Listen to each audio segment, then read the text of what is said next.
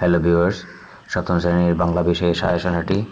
তো তোমরা এটা পুরো পড়ে নিও। আসলে এগুলো পড়ার সময় আমার কাছে নেই, এগুলো উত্তর সহ একেবারে পুরো প্রশ্নের সমাধান কিন্তু এখানে দেওয়া হয়েছে, দেখছো? তো তোমরা দেখে নিবে এই যে প্রশ্ন, এর উত্তর দেখতে পাচ্ছ, এই যে প্রশ্ন বাছাই করা, এই যে প্রশ্নের উত্তর কিন্তু এখানে দেওয়া আছে সব।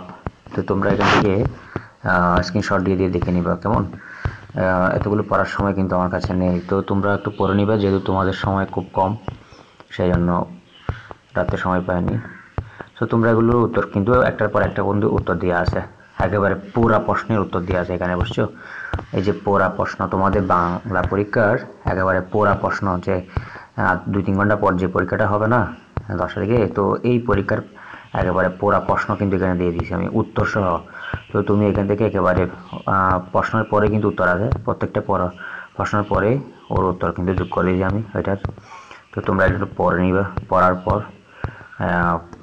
এখান থেকে শিখে পরীক্ষা দিবে, কেমন?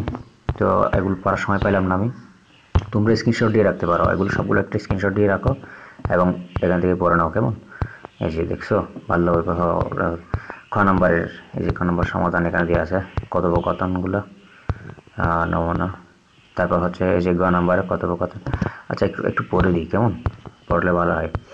যেমন এখানে বলতেছে কি, প্রশ্নে বলা আছে, আমার এলাকায় এমন সমস্যা যার জন্য সচেতন প্রয়োজন।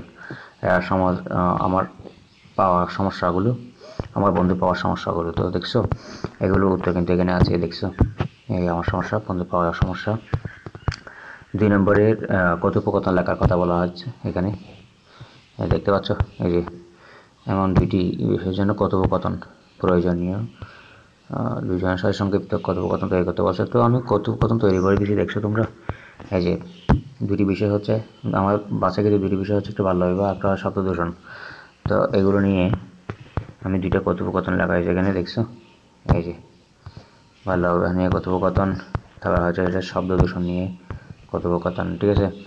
এরপর দেখতে পাচ্ছ তোমরা এই যে গ নাম্বার প্রশ্নটা হচ্ছে কি কথোপকথন ব্যবহৃত 3 ধরনের বাক্য একটি করে নমুনা দেখাতে বলছে আর কি, ঠিক আছে? তো বাক্যের ধরন কীরকম, কথোপকথনে ব্যবহৃত সব বাক্যগুলি কীরকম হবে। তো এখানে দেখতে পাচ্ছ উত্তর, এখানে আমি উত্তর রাখছি, উত্তরগুলি তোমরা পড়ে নিও, কেমন? এরপর দিকে যাচ্ছি, এরপর কাজ দিয়ে যাচ্ছে, বাল্যবিবাহ এবং শব্দদূষণ বিষয়ে সচেতনতা কেন আমাদের জন্য দরকারি, এই বিষয়ে দেশা শব্দের মধ্যে একটা অনুচ্ছেদ লিখতে হবে।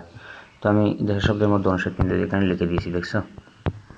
এই যে দেশা শব্দের মধ্যে অনুচ্ছেদ তোমরা দেখতে পাচ্ছ, এই যে উত্তর, দেশা শব্দের মধ্যে অনুচ্ছেদ কিন্তু এখানে লেখা আছে, এই দেখছো? এই যে বাল্য বিবাহ শব্দ দূষণের সচেতনতা আমাদের জন্য দরকারি নিয়ে দেশা শব্দের মধ্যে অনুচ্ছেদগুলো হচ্ছে এটা হচ্ছে দেশা শব্দের মধ্যে অনুচ্ছেদ। তো তোমরা এটা পড়ে নিবে, কেমন? এই অনুচ্ছেদ তো তোমরা একটু ভালো করে পড়ে নিও, দেশা শব্দের মধ্যে লেখা হয়েছে। তো নিচে চোখে অনুরূপ একটি খাতায় চক লিখতে বলছে, ঠিক আছে? এই যে উপসর্গ বা প্রত্যয়ের মাধ্যমে গঠিত শব্দ আলাদা করা, তো আমি আলাদা করবো শব্দ বাংলা কে হবে, শব্দ কোন উপায় গঠিত। তো দেখতে পাচ্ছ এর উত্তর কিন্তু এখানে দেওয়া আছে, দেখছো? উত্তর কিন্তু এখানে দেওয়া আছে, তো তুমি উত্তরগুলো দেখে নিবা। তারপর হচ্ছে যে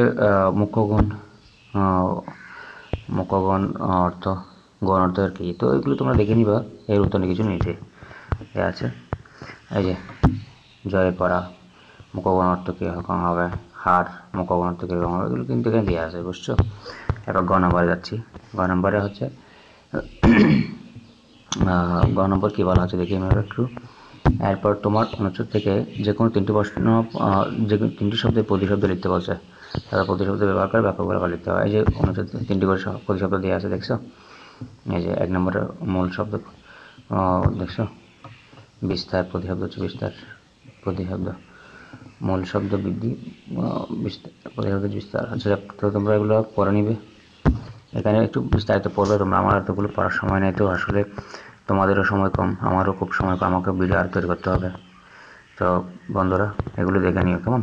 আর চ্যানেলটা সাবস্ক্রাইব করে দিও, ধন্যবাদ।